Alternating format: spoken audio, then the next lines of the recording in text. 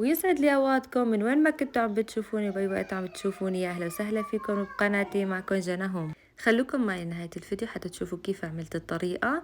طاقية السلطان وأخيرا عملتها، بس أنا بمكون واحد غيرتها من طاقية السلطان لسينابون. وإذا لأول مرة كنتوا عم تشوفوا قناتي ما تنسوا الاشتراك بالقناة وتفعيل زر الجرس حتى يوصلكم كل جديد من روتينات جنى هوم. وكمان ما تنسوا اللايك الحلو من تحت ايديكم الحلوين. قبل ما نبدأ الفيديو خلينا نصلي على رسول الله. اللهم صل على سيدنا محمد صلى الله عليه وسلم. وكمان خلينا نبدأ الفيديو. مثل ما شفتوا حبيت أورجيكم شو عملت وشو الطريقة وكيف المكونات وشو كمان المكونات اللي أنا عملتها. هلا بصراحة في كتير من الصبايا وفي كتير من البنات اللي أنا شفت التعاليق السلبية اللي هي كانوا كتير عم بيقولوا إنه طريقة السلطان معنا طيبة. هلا بصراحة أنا إنه بحب جرب وبحب كمان أشوف. هلا هي إنه كتير يعني عاملة ترند، فأنا بصراحة يعني قلت ليش ما بجربها وكمان بشوف. يعني إنه حبيت أعملها بعد يعني إنه وقت كتير متأخر. فكان عندي أنا شوية هيك ظروف إني ما حسنت مثلا أشتغل وكذا وإنه أعملها. فإنه قلت خلص بتركها إن شاء الله للأيام الجاي. فقلت كنت هيك فاضية وقاعدة، فقلت خليني أقوم أعملها وجربها وشوف التعليقات السلبية وعن جد إذا هي مو طيبة أو لا. هلا بصراحة راح أحكي لكم تجربتي معها، بس أول شي خليني أفرجيكم إني شو الطريقة اللي عملتها. مثل ما شفتوا حطيت الطحين وحطيت زرف خميرة، وكمان حطيت بياض البيضة. الصفار حطيته على جنب، حطيت له فانيلا، رشة فانيلا. وكمان راح أحط له نقطة هيك حليب سائل. وكمان إنه هدول إنه تركته للوجه. اللي كانت هي العجينة مثل ما شفتوا، كمان كاسة حليب فاترة، وكمان كاسة مي. طبعا العجينة كلياتنا بنعرفها، وكمان أنا كاتبت لكم الطريقة إنه المكونات بصندوق الوصف. فمثل ما شفتوا هون قعدت أنخل الطحين. هلا أنا عم بنخل الطحين. بصراحة هاي الطريقة هيك شفتها حسيت إنه كتير هي حلوة وكيوت، إنه هي الطريقة تحطوا الطحين بالكاسة وخلوه هيك فرج يعني، وفورا طبوها وبعدين بس تحركوها فورا راح ينزل الطحين بدون تعب وبدون كمان إنه هيك وقت طويل. حتى إنه هيك حسيت الطريقة كتير حلوة وعجبتني بصراحة لأول مرة كنت عم بستعملها. هلا أنا بعرفها بصراحة من زمان بس ما كنت هيك استعملها. حط الطحين بالمنخلة وبعدين دقها. حسيت إنه هاي الطريقة كتير حلوة. طحنت عفوا نخلت أنا 4 كاسات طحين، وحطيت كاسة على جنب. مثل ما شفتوا الطحين قد ما يكون نظيف بطلع إنه شوائب منه أو شي من الطحين، فلهيك الواحد حتى لو نخله مرة مرتين رح يطلع أحسن وحتى إنه الواحد بيأمن إنه ما ضل فيه شي. هاي يا صبايا كنت أنا عم بعجنها وحطيت الزبدة على جنب. الزبدة تقديرا إنه معلقتين كبار من الزبدة، لأني أنا بعد ما عجنتها كتير كتير منيح للعجينة. عجينة طبعا كاملة. طبعا بنضل نعجنها لحتى تتماسك معنا وما تولي تلزق بإيدنا أبدا. أنا مثل ما شايفين عم بعجنها ولم العجين كلياته، حتى إنه بلمه من داير الجاط وكمان من إيدي. نقلت العجينة بالنص وغسلت طبعا إيدي حتى إني أعجنها بطريقة كتير منيحة. العجينة كل ما نحن عن جد عجناها كل ما عطتنا العجين طراوة، وكل ما عن جد كسبنا العجين في طراوتها وهشتها بأي شي نحن بدنا نعمله، غير طريقة السلطان للفطاير لخلية النحل. إنه لأي شي بدنا نعمله فنحن لازم نكون عم يعني هيك عم نعجن العجين كتير كتير منيح. أنا بياخد معي بصراحة من 10 دقايق لربع ساعة وأنا عم بعجنه. بعد ما قسمت العجين لنصفين، طبعا هون أنا حطيت الزبدة وحطيت الكاكاو تقريبا شي طلعوا معلقتين كبار أو 3 معالق عندي كاكاو. هلا هون انه صعب كتير العجين لانه بصراحة هيك ما بعود يلم. انا حبيت اورجيكم انه كيف ضليت اعجنها لحتى صارت عندي عجينة الكاكاو. طبعا هون جهزت عجينة الكاكاو وصارت ما شاء الله طرية كتير كتير قبل ما تختمر. وشوفوا كيف العجينة كانت عندي سهلة وطرية، حتى لو اشتغلت فورا فيها عن جد انه كان بنشغل فيها بس لازم خمرها ساعة. بس ما شاء الله كتير كتير كانت العجينة حلوة.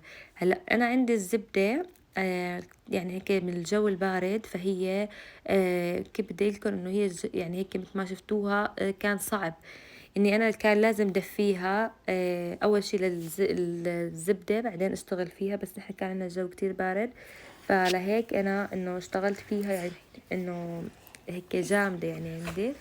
لفصل وكان من هيك السن. إنه عذبتني شوي. مثل ما شفتوا هون عجنت العجينة التانية كمان كانت كتير طرية معي وكتير طرية لك هشة ما شاء طرية. الله. قد ما عجنتها فهي طلعت معي بهذا الوصف، وإنه هي كتير طرية عن جد. قد ما قلتلكم إنه العجين لازم ينعجن كتير كتير منيح.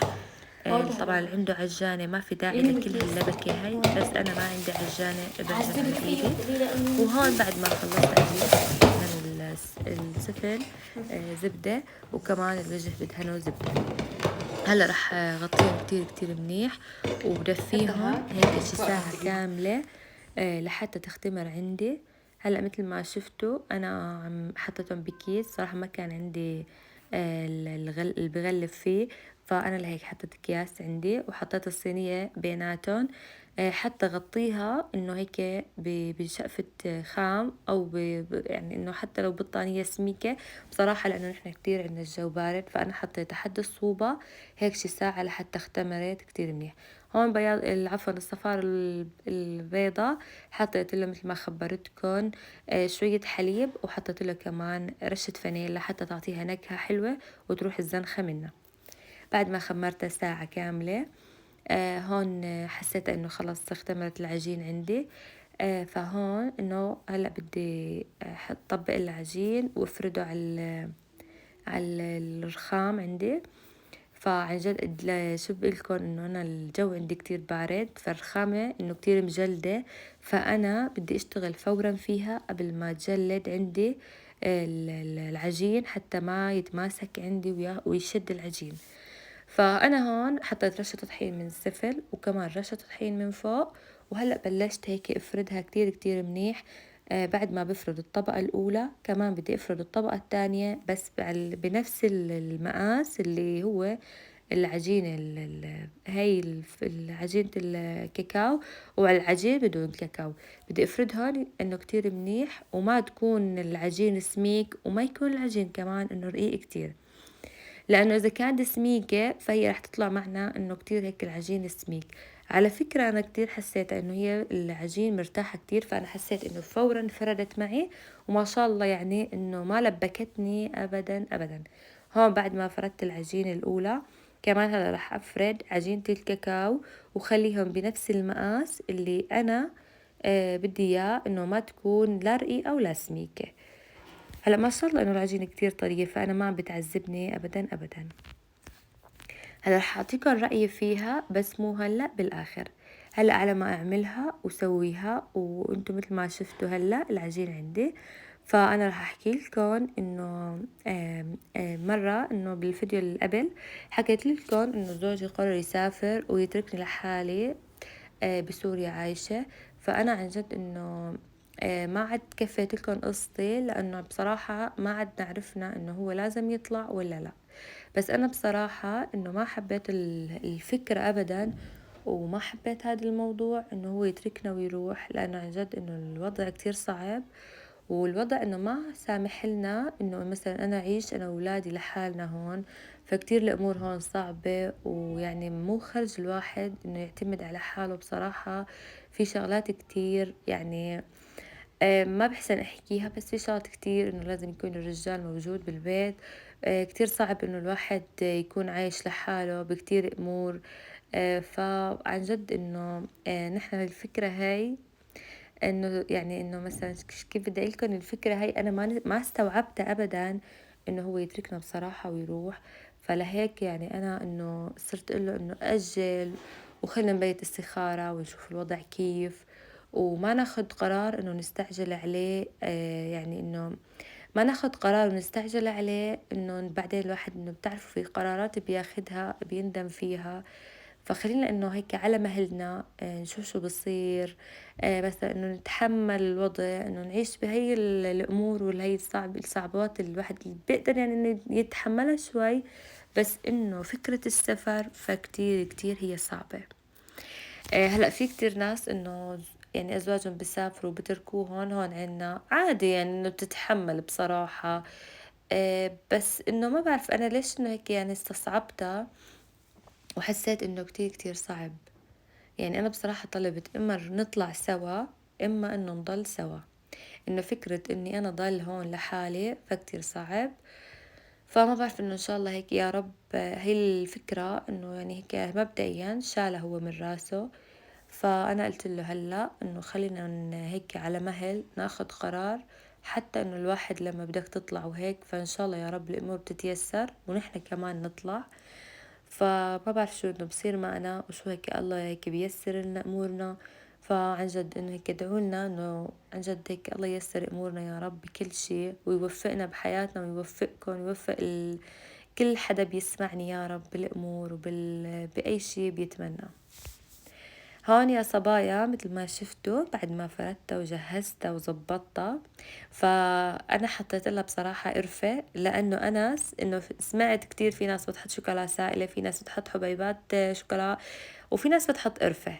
فأنا اخترت الشوكولا اللي كانت موجودة بصراحة عندي هي بالبيت، وكمان اخترت إني حط لها قرفة. أنا كتير كتير بحب القرفة بالعجين. فهلأ هاي الشغلة إنه عن جد حبيتها إنه شغلة حلو وهيك فيه متعة سبحان الله. ما بعرف ليش حسيت أنا كتير شغلة حلو بعد ما فردتها وزبطتها، وألوانها كتير عن جد حلوة. فالشغل فيها سلس عن جد هي طاقية السلطان. فكتير كتير شغلة أنا حبيته، وعن جد يعني ما بقولكن إني أنا أول مرة بساويها، وإن شاء الله يا رب إنه ما تكون آخر مرة، لأنه عن جد حبيت منظرها وحبيت شكلها وكمان حبيت طريقة الشغل فيها. ما بعرف حسيتها كتير كتير حلوة. حتى لو الواحد عنده ضيوف، الواحد إنه إجا حدا حب يقدمها، إنه مثلا في عنده حدا وجاي حدا، فكتير كتير هي حلوة. إنه كتير بتختلف عن باقي إنه مثلا العجين أو باقي الشغلات اللي نحن بنقدمها أو بنعملها. ومثل ما شفتوا كان عندي القالب، طبعا هذا القالب مقاسي يعني وسط، ما صغير وما كبير، وكنت دهنته زبدة. فبعد ما دهنته وزبطتها هيك بالقالب، أهم شي إنه نسكرها من كل الجوانب، ومسحت اللي أنا بقيان عندي اللي ما في داعي إنه يكون فيه زبدة. وهون تركتها كمان بعد ما خلصت ساعة حتى اختمرت على الآخر وعطتني الشكل النهائي والشكل الحلو. هلأ إنه رح أقدمها طبعا قبل كل شي. كمان بدي أخبركم إنه أنا هلأ هون عم بدهن الصفار البيض والحليب اللي أنا تركته. هلأ الحليب إنه في ناس ما بتحطه، بس الحليب بصراحة أنا سمعتها من كذا شيف إنه الحليب على وجه أي معجنات راح يعطيه طراوة، وكمان راح يعطيه هيك هش إنه العجين لما بصير وراح يعطيه لون كتير كتير حلو. أنا بصراحة إنه الأول مرة كنت حاطة حليب فقلت خليني أجرب. ما شاء الله نحن الحليب عنا دسم وكان فيه قشطة، فقلت لو إني مصفيته من القشطة، فقلت لا يعني يلا ماشي الحال إنه القشطة منيحة، يعني إنه ليش لحتى صفيه. بس أنا بصراحة إنه ما انتبهت لهذا الموضوع إني صفيه من القشطة، فلهيك إنه هذا الأبيض اللي على الوجه هذا قشطة يعني. مشان ما تفكروا شي. وهون هيك كنت بدي خليها إنه يعني ما انزع لأنه هي كانت كتير طرية عندي، فهيك أنا عم بحاول إنه هيك بشوي شوي إني أدهن البيض وصفار البيض وكمان الحليب. طبعا هون بعد ما خلصت كمان ودهنت وخلصت رح دخلها للفرن على درجة حرارة 180 بس من تحت. وهون ما شاء الله طلعت عندي عن جد لونك طالع كتير كتير حلو، وكمان طالعة عن جد يعني منظرها كتير كتير بشهي. هون بعد ما خلصت وكمان إنه رح أدهنها هيك، رح أدهن وجهها بالزبدة، وكمان إنه هيك بيعطيها لمعة كتير كتير حلوة.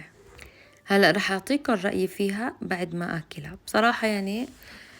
هلأ هون بعد ما خلصت وكمان مثل ما خبرتكم الزبدة بيعطيها لون كتير كتير حلو، بيعطيها لمعة عن جد خرافية ما شاء الله. طبعا رح استنى أنا هيك شي 10 دقايق حتى ما إنه لما أقلبها وتكون كتير سخنة فهي رح تفرط معي. بتعرفوا انتو العجين كتير حساس، فأي شي إنه رح يطلع عندي أحيانا بتفرط، حتى الكيك أو أي شي أو الجاتو. يعني دائما نحن نستنى هيك تقريبا 10 دقايق حتى إنه لما بدنا نقلبه يضل متماسك مع بعضه.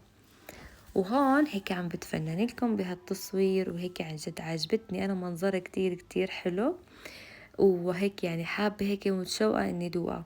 وهون بعد ما خلصت وبردت 10 دقايق راح أقلبها هلأ. هون بعد ما قلبتها وهلأ كمان هيك بردت، بس ما كتير والله بردت، لأنه عن جد ما عاد عندي صبر لا أنا ولا حتى الأولاد. يعني حتى أنا بصراحة ما كان عندي صبر إني استنى، وفورا كمان كان هيك بدي أصور لكم النتيجة، وفورا إنه بدنا ناكلها لحتى أدوقها وأعطيكم عن جد رأيي بالشكل النهائي.